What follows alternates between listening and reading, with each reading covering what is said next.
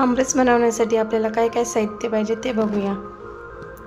तूप, जिरं, विलायची, जायफळ, सेंधा मीठ, नमक, गूळ आणि 2 कैऱ्या. 2 कैऱ्यासाठी आपल्याला 1.5 वाटीपेक्षा जास्त गूळ पाहिजे.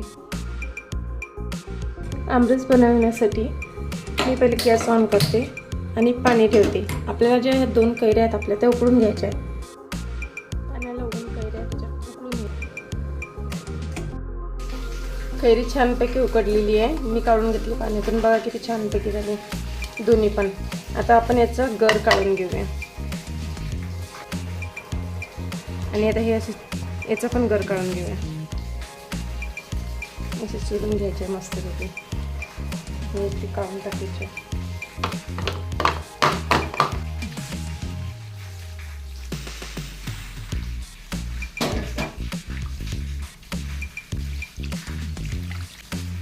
तुम्ही हे बीटरनं पण ग्राइंड करू शकता किंवा मिक्सरमधून पण काढू शकता. हा आंब्याचा जो गर आहे हा एकजीव करून घ्यायचा मस्तपैकी. हे पहा आपला कैरीचा गर छानपैकी झालेला आहे. याच्यापासूनच आपण आमरस बनवणार आहोत. ते कसं ते पहा पुढे. मी आमरस बनवण्यासाठी गॅस ऑन करते. त्याच्यावर भांडं देते. भांडं तूप गरम झालेलं आहे. आता मी त्याच्यात जिरं टाकते. जिरं तळतळलं की आपण जो कैरीचा गर काढलेला आहे तो टाकायचा याच्यात.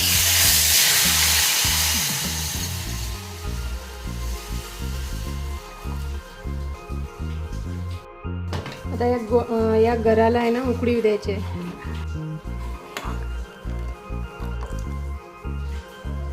ही पण गराला उकळी आलेली आहे. छानपैकी आलेली आहे ना. आता आपण याच्यात गूळ टाकू. हे बघू शकता. तुम्हाला किती गोड पाहिजे ह्याच्यानुसार गूळ टाकायचा.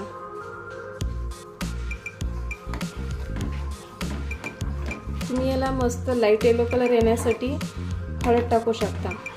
मी नाही टाकलेली आहे. मला जसा कलर आहे तसंच छान वाटत. याच्यात मी गूळ टाकून झालेला आहे. आता याच्यात थोडंसं मीठ टाकायचं आहे. थोडंसं टाकायचं आहे, जास्त नाही आहे, चवीनुसार. नंतर सेंधा मीठ. हे बघा थोडंसं कसं टाकत आहे.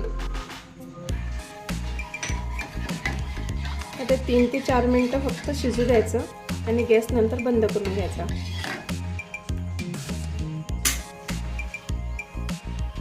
मी जो गूळ टाकलेला आहे त्याच्यामध्ये गुळाच्या जागी तुम्ही साखर पण टाकू शकता. छानपैकी झालेला आहे.